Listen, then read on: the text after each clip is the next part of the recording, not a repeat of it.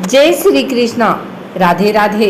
आइए सुनते हैं भगवान शुक्रदेव की यह कथा। मारीपुर नगर में 3 मित्र रहते थे। उनमें से एक कायस्थ, एक ब्राह्मण और एक वैश्य था। वे तीनों हमेशा साथ रहते थे। तीनों का विवाह हो चुका था। ब्राह्मण और कायस्थ के लड़कों का गौना हो चुका था, लेकिन वैश्य पुत्र का नहीं। उसके दोस्त उसे अक्सर कहा करते थे कि तुम अपनी पत्नी को उसके मायके से ले क्यों नहीं आते। तब वैश्य पुत्र धनराज ने अपनी पत्नी कुसुम को लाने का निश्चय कर लिया। अगले ही दिन धनराज माता पिता से अपनी पत्नी कुसुम को ले आने की बात कही।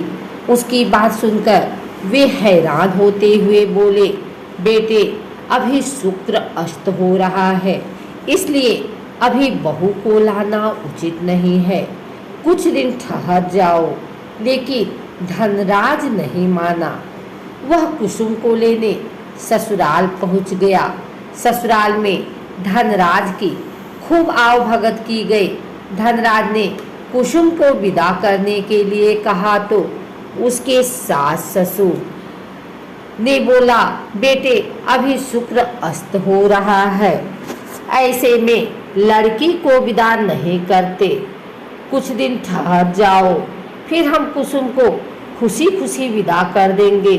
लेकिन धनराज वहाँ भी जिद पर अड़ा रहा और कुसुम को लेकर ही वहाँ से विदा हुआ।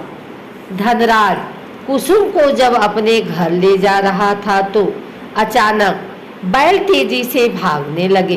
रास्ते में पड़े पत्थर से टकराने से गाड़ी का पहिया टूट गया।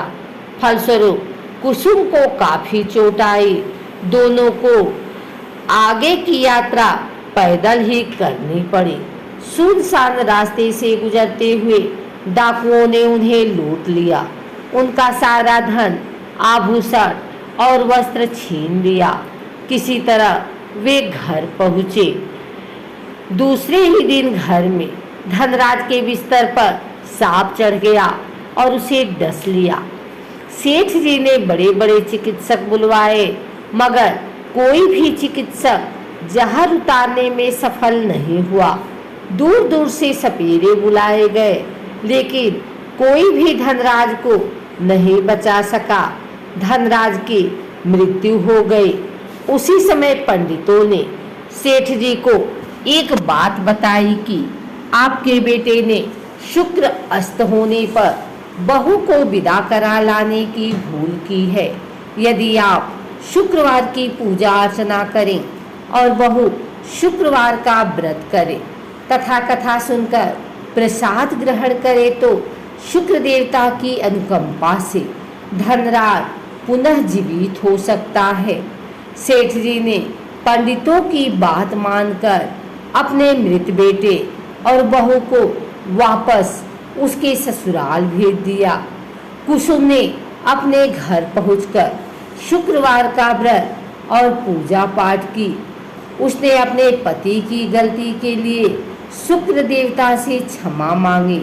फलस्वरूप धनराज जीवित हो उठा। धनराज के जीवित हो जाने से घर में खुशियां भर गई।